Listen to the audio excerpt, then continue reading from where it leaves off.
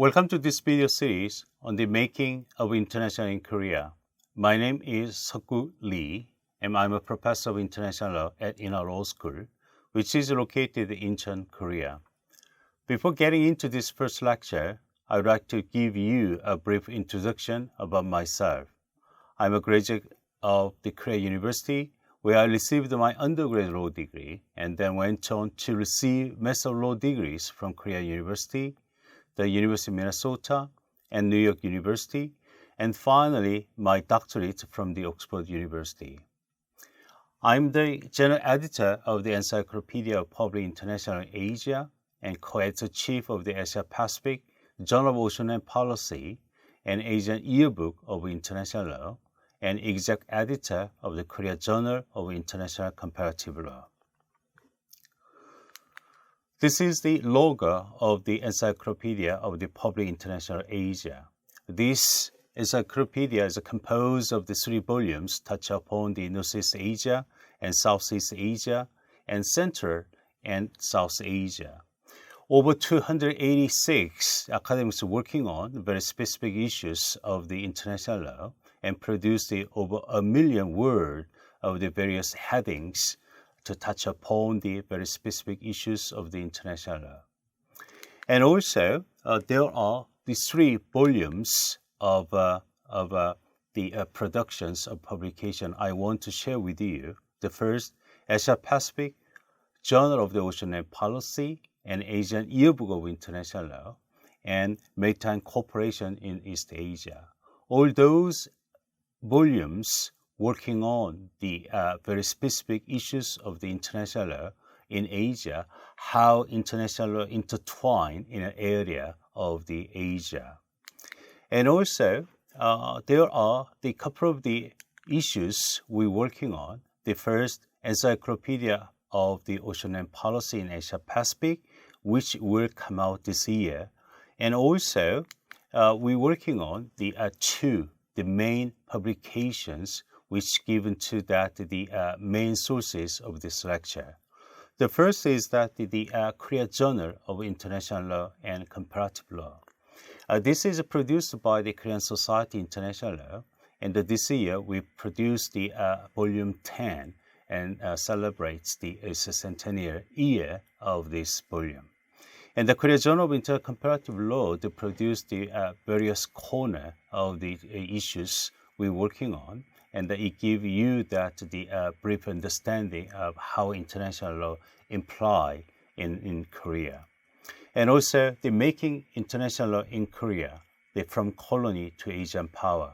The title of this book is coincidentally identical with this lecture, and it adopted from the various legal issues we're working on together to produce the how international law apply to Korea. As you can gather, my interest and focus has been on the topics of international law, and especially how international law has developed here in Korea, and how it applies to Korea in some of the important issues that face this country in the 21st century. As you probably know, the economic development in Korea has brought about tremendous changes to Korea.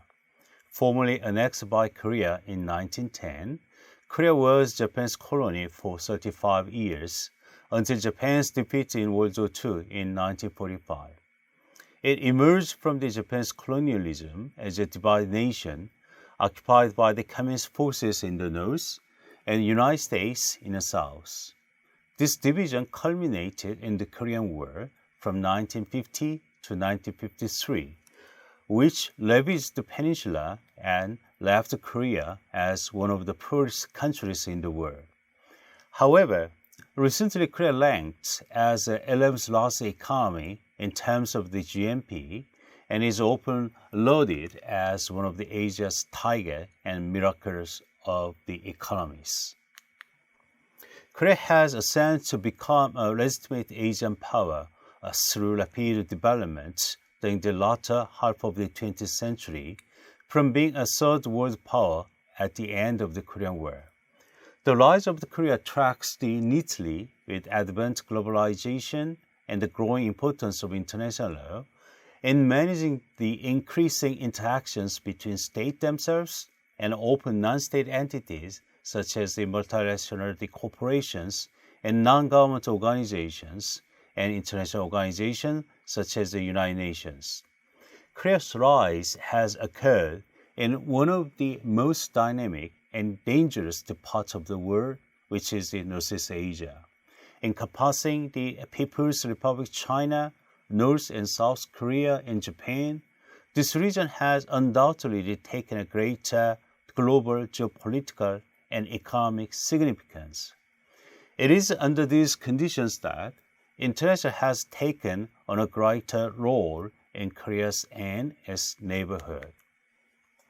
So, now we'll begin in the first week of the video, which is a description and explanations of the core principles and practices of international law, and discuss the primary sources of international law, like treaties and customary international law, along with the topics such as the statehood and state responsibility and sovereignty and jurisdiction. We are working on the various issues of the international law, but the term and the terminology we have to see this lecture should be governed the very definition of the terms which I talked to you. The first, the source of international law. Unlike domestic international law, the international has different sources. Where the law comes from in a different domestic legal system can be determined by the form of the government that a particular state has. In many states that have a constituted democracy, the constitution of a country is a source of the law along with the statute enacted by the legislature, which we say sometimes as court.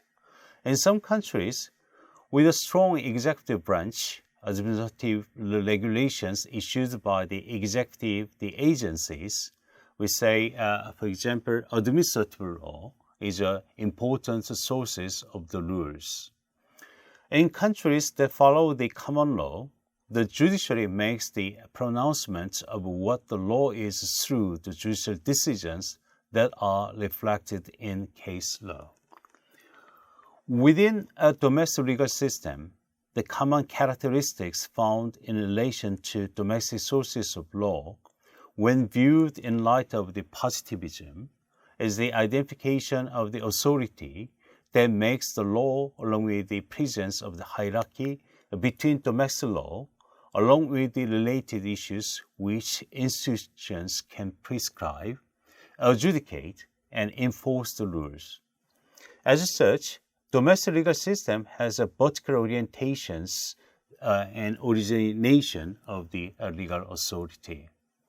In contrast, because there is no formal legal authority of a state, such as a world government, the basis for international law is state consent. The state consent is a very important term to govern the international law, because this gives the international legal system a horizontal orientation of the rules that is created between sovereign equals. Accordingly, the source of international can be found from the lawmaking actions of the state themselves. While in domestic legal system, the law emanates from the sovereign and applied and enforced toward legal persons, in international legal system, the source of the rules is derived from the sovereign states, who are both the source and object of international law. The international law are the rules that govern the activities of the states between them. For the International Court of Justice, the main quarters are located in The Hague in the Netherlands, which is the principal legal organ of the United Nations. The law which it applies in settling disputes between states include international conventions, international custom, and general principles law recognized by the civilized nations pursuant to Article 38 of the Statute of the ICJ. Given that the consensual actions taken by states are the primary basis of the international law. The two principal sources of international law are international conventions and international customary law. International conventions or treaties are international legally enforceable agreements between states, while international custom or customary international law is made up of consistent state practice and opinion juris, which is the essence of the legal obligation. State action in the form of the treaty making and the state practice element of international custom confirm the sense that international law are a product of sovereign will. As such, the source of international law have been largely explained within the context of the legal positivism, in that international law is created by the sovereign state to govern their own actions, as opposed to an early understanding that international law was derived from the sources apart from the states, such as the natural law. Thank you very much for your understanding with this.